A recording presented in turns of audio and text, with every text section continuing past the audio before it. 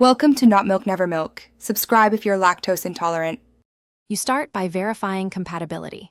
AirPlay, USB-C, or Lightning determines how you connect and why certain steps matter. Turn on Wi-Fi and Bluetooth on your iPhone and put the booth into pairing or input detect mode.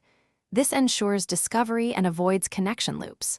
Once done, connect the cable or initiate AirPlay from Control Center, because a direct link reduces latency and preserves image quality. Make sure the booth's app or admin panel is open so credentials and permissions can be exchanged quickly. Now you actually connect. For AirPlay, open Control Center and tap Screen Mirroring, then choose the booth's device name so your screen streams with minimal setup. This works well when cables aren't feasible. For a wired link, plug the Lightning or USB-C cable into both devices and tap Trust when iPhone asks, which grants the booth access to media. Once linked, open the booth's app and set resolution, orientation, and format, because those choices control final image quality and file size.